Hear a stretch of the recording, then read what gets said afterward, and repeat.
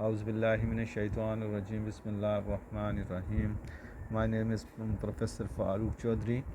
हम chapter number 4 start किए हुए हैं, तो उसमें आज हम एक्सरसाइज 4.4 स्टार्ट कर रहे हैं. इसका जो क्लास 9th है, मैथ बुक है पीटीबी की. अब इसमें देखें, हमने सबसे पहले इसका जो टॉपिक होगा हमारा वो सर्ज के बारे में इसमें हम पढ़ेंगे.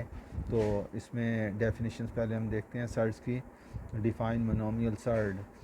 मोनोमियल मीन वन होता है. ऐसी सर्ड्स जिसमें सिर्फ़ और सिर्फ वन टर्म्स एग्जिस्ट करती हो उसको मोनोमियल सर्ड कहते हैं. मोनोमियल मीन सिंगल होता है. अ सर्ड विच कंटेन्स, एक ऐसी सर्ड्स जिसमें जो कंटेन करती हो अ सिंगल टर्म्स, जिसमें एक ही टर्म आती हो, is called a monomial surd. Surd क्या था? कोई भी प्राइम नंबर अगर हम रूट में लिखें तो वो सर्ड्स कहलाता है. अब देखें 2 प्राइम नंबर्स है, इसको हमने इसके रूट में लिखा तो ये एक सर्ड बन गया. तो सर्ड ये अब देखें एक सिंगल है. तो इसी तरह 3 देखें एक सर्ड है, सिंगल है. 5 ये एक रूट में लिखा हुआ प्राइम नंबर है, इसको हम सर्ड कहते हैं, सिंगल है. तो इस तरह के नंबर्स को हम मोनोमियल सर्ड्स कहते हैं. अब हम इसकी दूसरी डेफिनेशंस की तरफ आते हैं. तो दूसरी डेफिनेशन जैसा कि define binomial surd. By mean दो होता है, नोमियल टर्म्स होती हैं. तो बाइनोमियल दो टर्म्स वाली सर्ड्स जिसमें दो टर्म्स इस तरह से लिखी हों. आ सर्ड्स विच कंटेन्स 2 सर्ड्स, जिसमें 2 सर्ड्स हों या सम ऑफ मोनोमियल सर्ड्स हों. मोनोमियल सर्ड्स यानी दो अलग-अलग सर्ड्स का सम हो, तो उनको हम बाइनोमियल सर्ड्स कहेंगे. And the rational number is called a binomial surds. जिस तरह हम यहाँ लिख सकते हैं कि 3 प्लस अंडर रूट 3, जैसे 5 प्लस अंडर रूट 7, ये मोनोमियल सर्ड्स बाइनोमियल सर्ड्स बन गई आपकी, जिसमें दो टर्म्स आपकी एग्जिस्ट कर रही थी. तो ये डेफिनेशन उम्मीद है समझ आ गई होगी. या सर्ड्स विच कंटेन्स, एक ऐसी सर्ड्स जो कंटेन करती हो यानी रखती हो दो सर्ड्स या सम ऑफ सर्ड्स. मोनोमियल सर्ड्स दो सर्ड्स रखती हो या मोनोमियल सर्ड्स का सम हो. तो वो ये भी हो सकता है आपका कि under root 3 plus under root 5. तो इस तरह और भी नंबर्स आप बना सकते हैं जो चाहें. तो इस तरह से आप इसको ये बाइनोमियल सर्ड्स कहलाएगी. अब हम चलते हैं इसकी तीसरी डेफिनेशंस की तरफ. तो डिफाइन कॉन्जुगेट्स ऑफ सर्ड्स.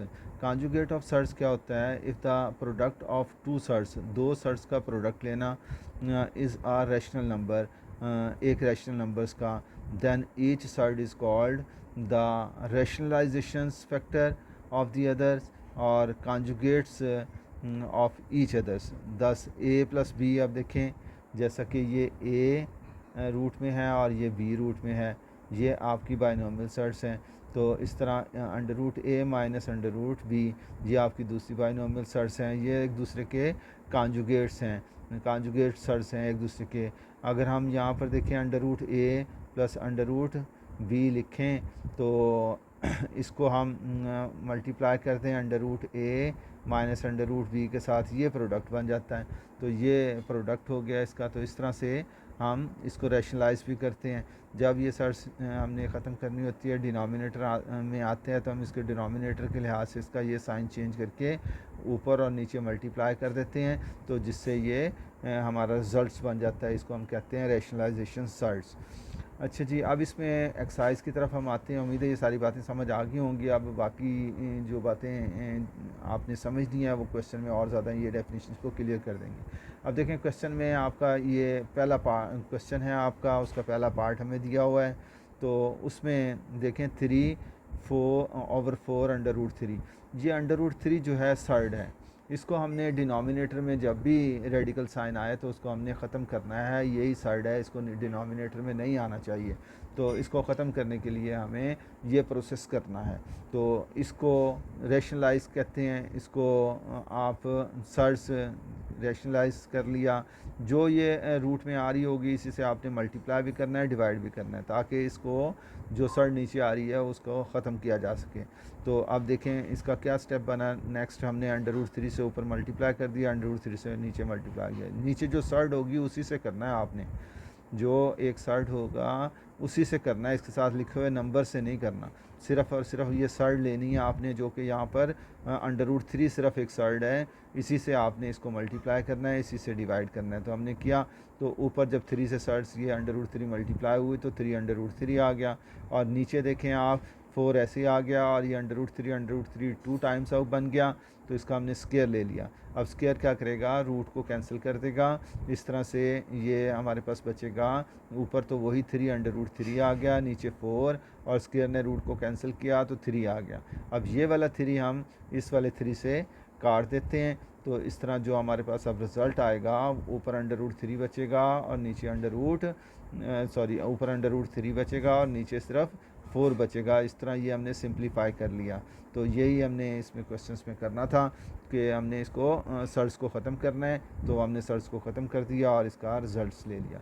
उम्मीद है आपको समझ आ गई होगी। इसका स्क्रीनशॉट ले लें, तो ये देखें आप, इसका स्क्रीनशॉट ले लें ताकि आपको ये इजी लगे, बार बार आपको सुनना ना पड़े और इसको आराम से देख कर लिख सकें आप। इसके दूसरे क्वेश्चंस का भी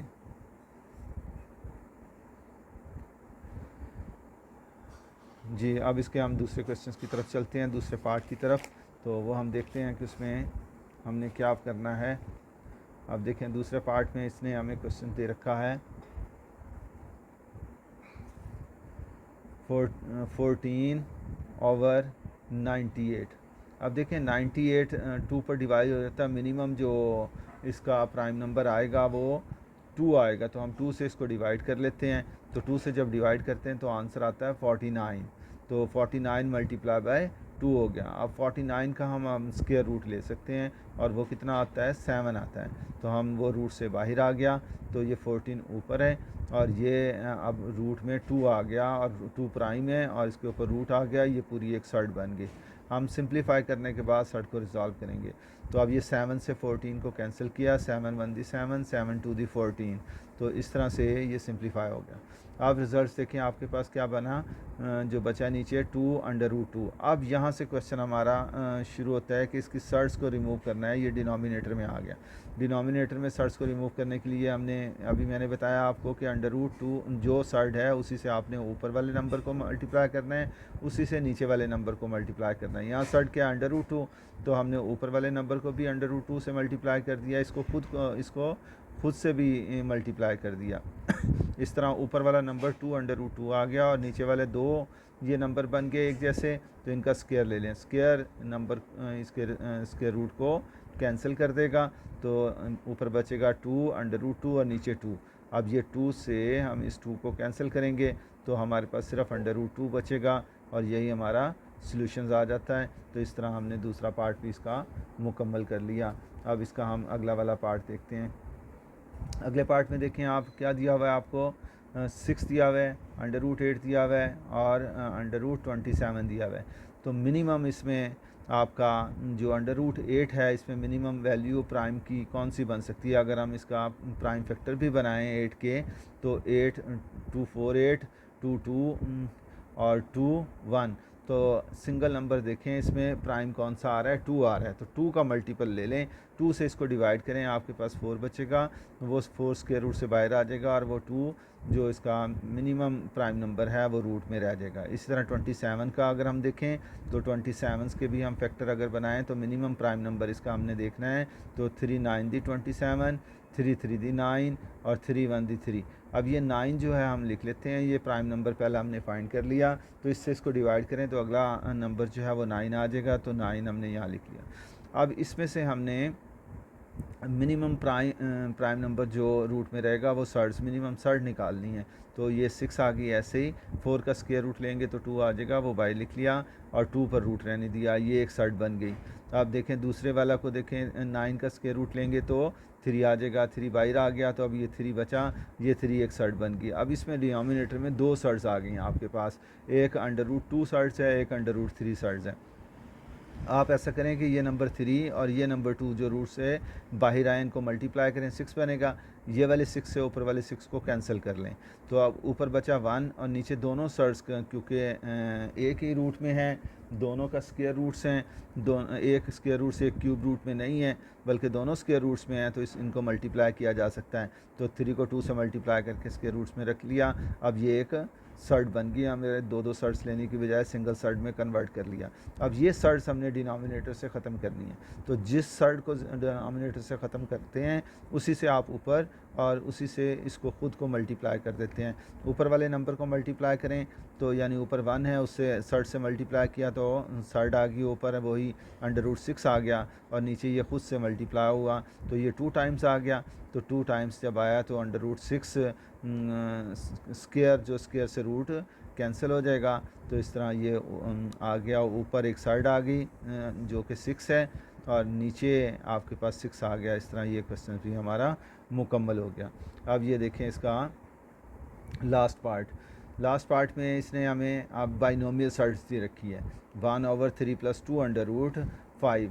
अब हमने यहाँ बाइनोमियल सर्ड्स में ये करना होता है कि ये पूरी बाइनोमियल सर्ड्स से हमने ऊपर वाली वैल्यू को और नीचे वाली वैल्यू को मल्टीप्लाई करना है। पहले हम इसका कॉन्जुगेट लेते हैं।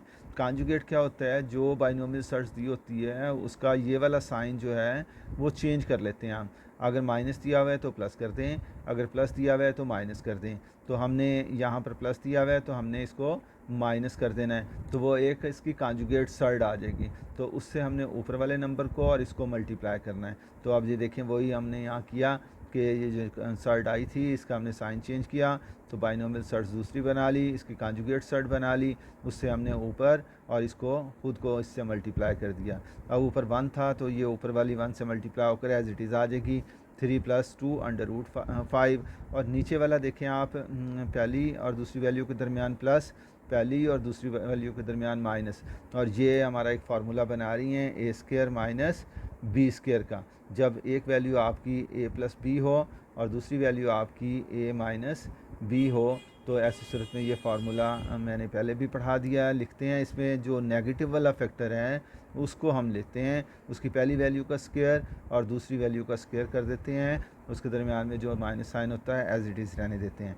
अब इसमें हमने यही किया कि अब ये देखें 3 का स्क्वायर कर दिया, नेगेटिव वाला फैक्टर लेना है इसका, इस 3 का स्क्वायर करना है और ये वाली वैल्यूज़ 2√5 का स्क्वायर करना है। तो 3 का स्क्वायर किया, 2√5 का स्क्वायर किया, ऊपर वाली वैल्यूज़ एज इट इज़, नीचे अब 3 का स्क्वायर किया तो 9 हो गया, 2 का स्क्वायर किया तो 4 हो गया, स्क्वायर से रूट कैंसिल हुआ तो 5 आ गया।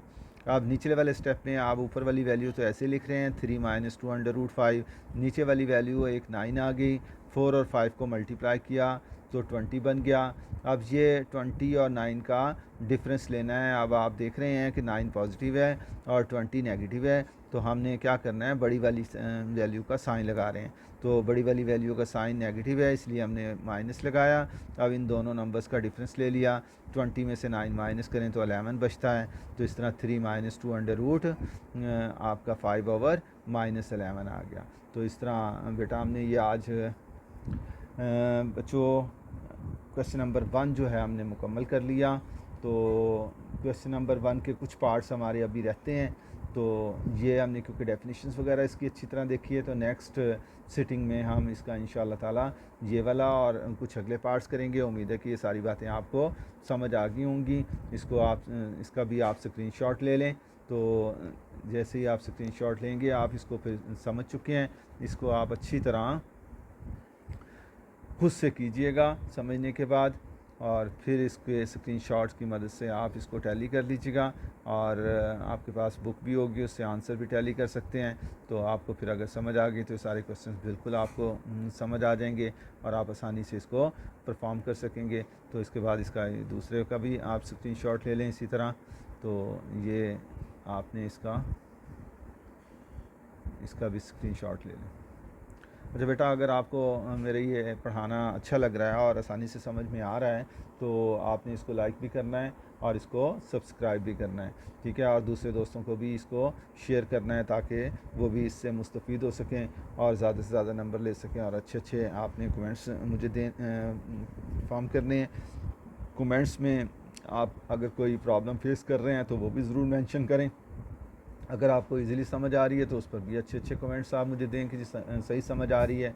अगर कोई बात आप चाहते हैं कि और मैं वजाहत करूं या कोई बात आप रह जाती है बाज़ तो वो आप ज़रूर मुझे मेंशन किया करें, ताकि फिर मैं नेक्स्ट लेक्चर में उसको भी मेंशन कर सकूं। तो उम्मीद है कि बहुत अच्छा आपको समझ आ गया होगा। Thank you very much. आज इतना ही, बाकी अल्लाह हाफिज़।